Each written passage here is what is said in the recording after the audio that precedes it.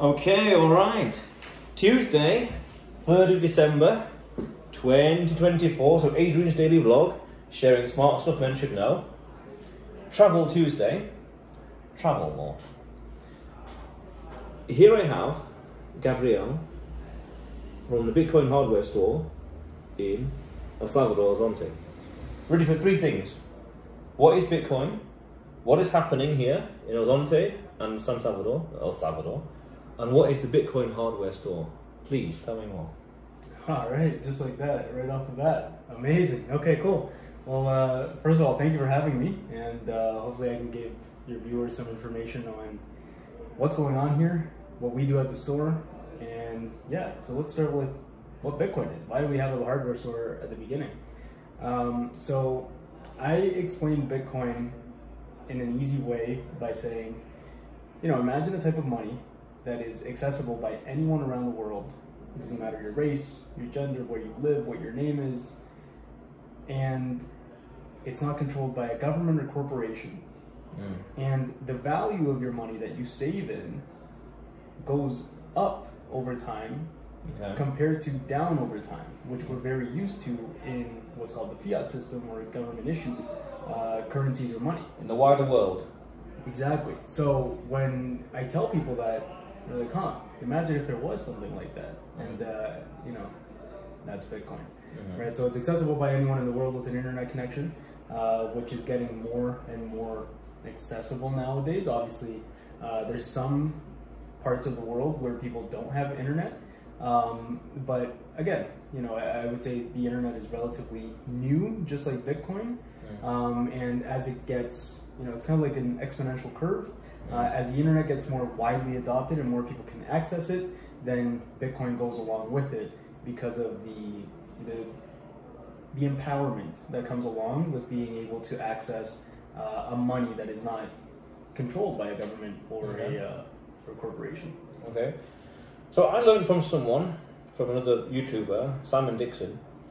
Bitcoin is money you can own, money you can spend, apolitical, deflationary, with a fixed supply, and censorship resistant. Yeah. What do you think those to are those? Great. Yeah. What do you think to those? It's true. Yeah, I mean, that's a great way to do it, or explain Bitcoin. I just don't have the mental capacity, I think, to remember all six things, even though they're extremely important. I think Bitcoin plays to everyone's situation differently, and each one of those things matters differently, or more or less, to people in different parts of the world. Coming from Canada, I think the censorship resistance aspect of Bitcoin is something that touched a lot of people in 2020 or 2022, really, during the trucker convoy. When we had people where the government said, hey, you need to do this, this, and this. People did not like that and spoke out against the government in a peaceful protest. And the government saw that as a terrorist movement or action, and decided to censor and restrict their bank accounts. So that part of Bitcoin, again, speaking from where I used to live and how it touched people there, is very important. So, just hold on a moment, just double check something. So, would you say then that the censorship resistant aspect of it is powerful, changes a lot of things 100%. for a lot of people's lives? Yeah. Okay. Yeah, it gives people the freedom to do what they want, and with that freedom,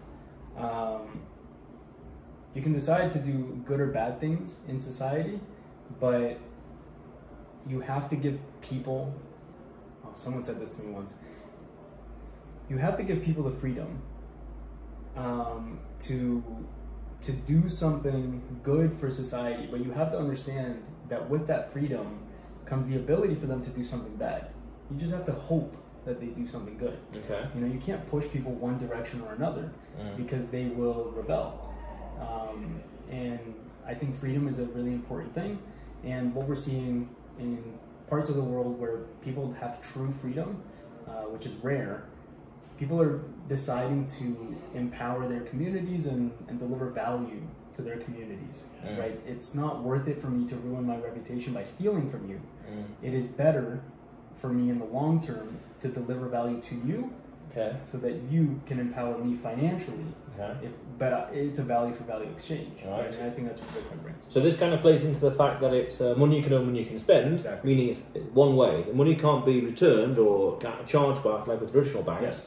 So therefore, vendors have to be more trustworthy, and people have to know what they're buying is more worthy than their Bitcoin, more valuable than their Bitcoin.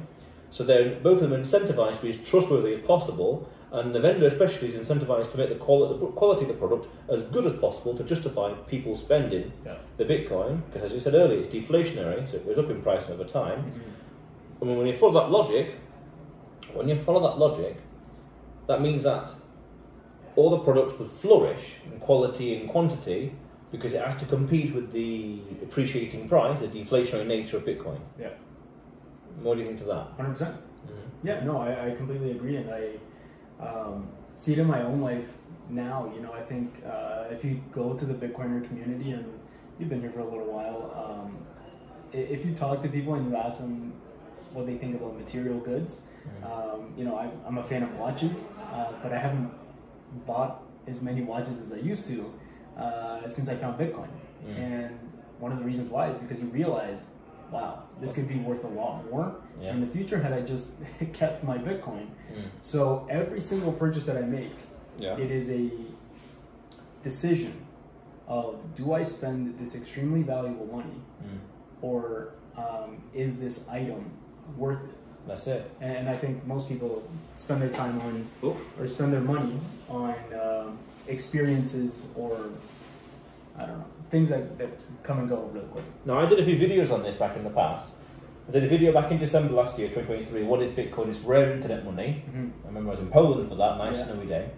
And opportunity cost of Bitcoin as well. Because if you understand, as you understand the price is going to go up here, in general over time, you then start to think, well, what's more worthwhile than Bitcoin? What's more valuable than the price that it could be today, or 12 months, 24 months?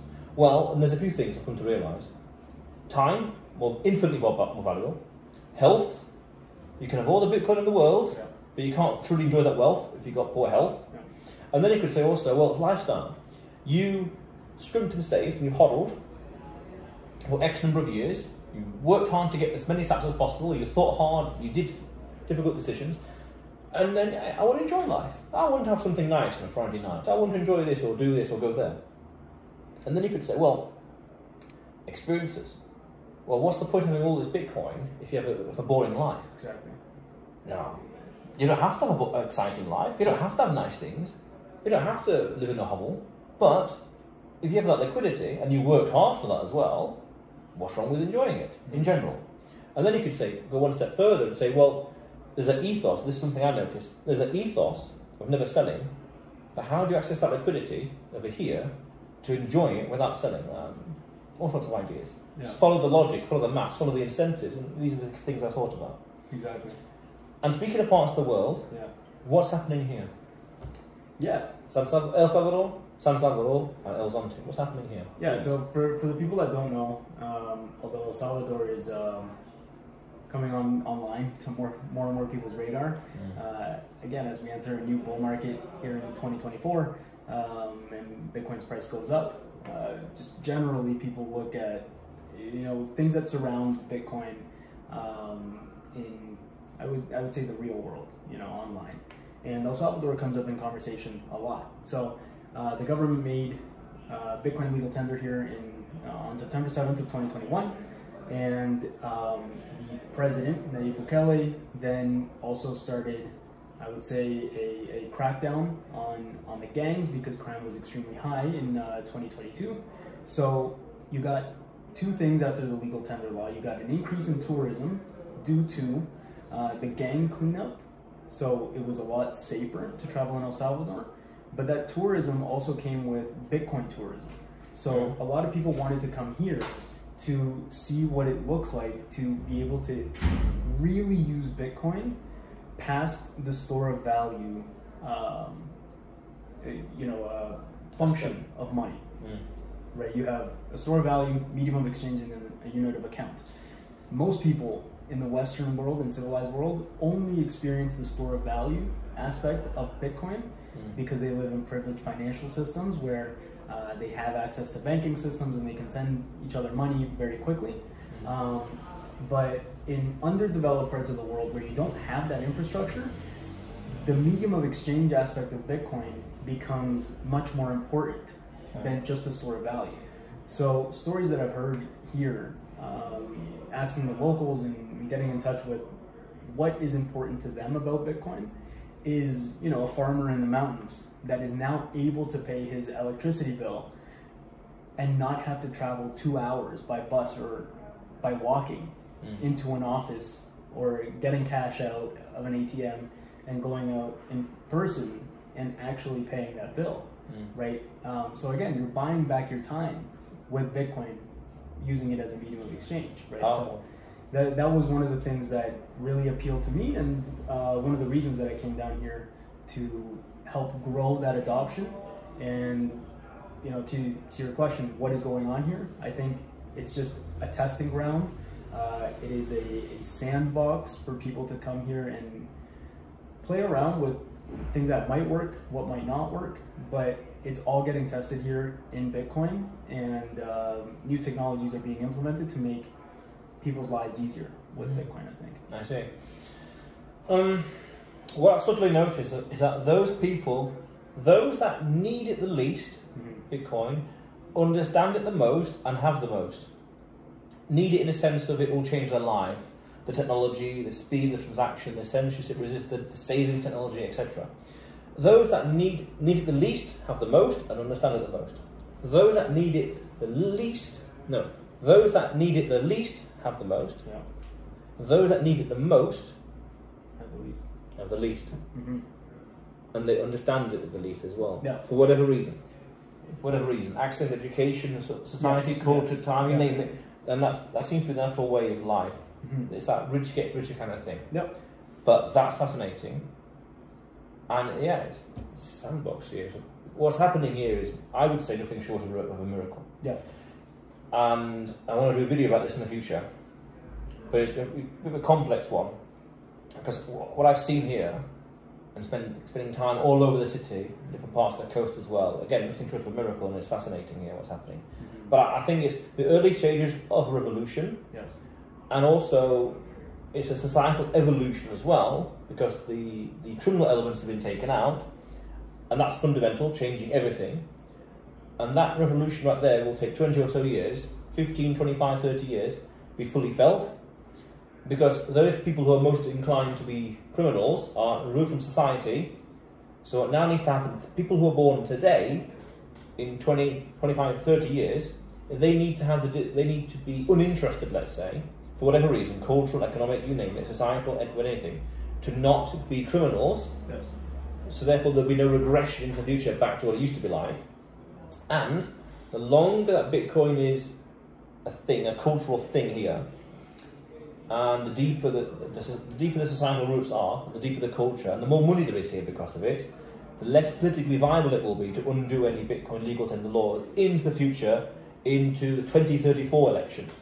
2029, different story. I'm thinking 2034 election and 2039 election in the future. That it's the early stages of a revolution and the societal evolution, and then maybe you could say it's fragile as well, because what could happen 10 years from now? Because it could just take a president in the future to say, you know what, we were too hard on the criminals, let's release 1,000 back into society. And those kind of policies and those kind of socially accepted ideas over to the window, let's say, risks undermining what's happened and happening here, and risks returning it back to what it used to be before 2019. Yeah. But that's the time.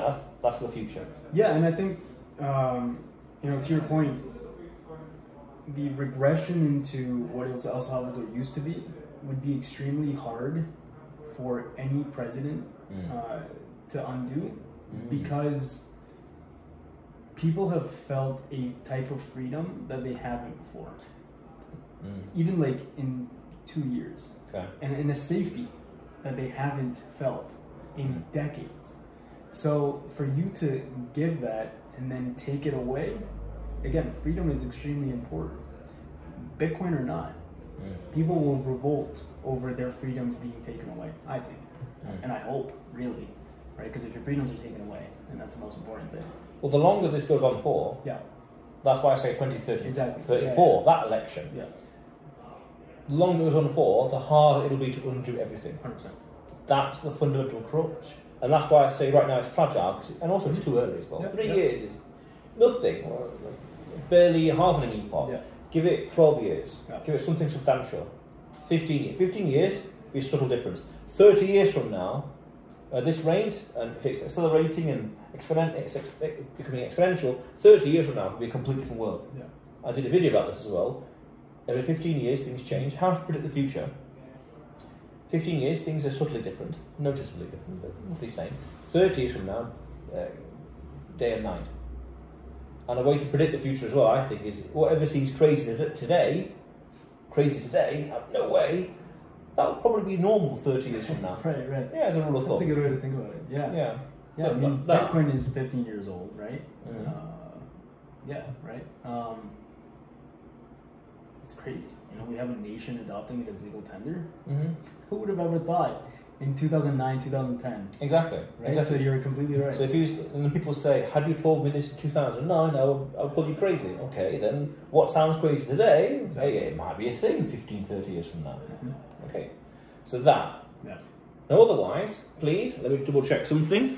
Otherwise, please, okay, what's happening with Bitcoin hardware store in El Zonte?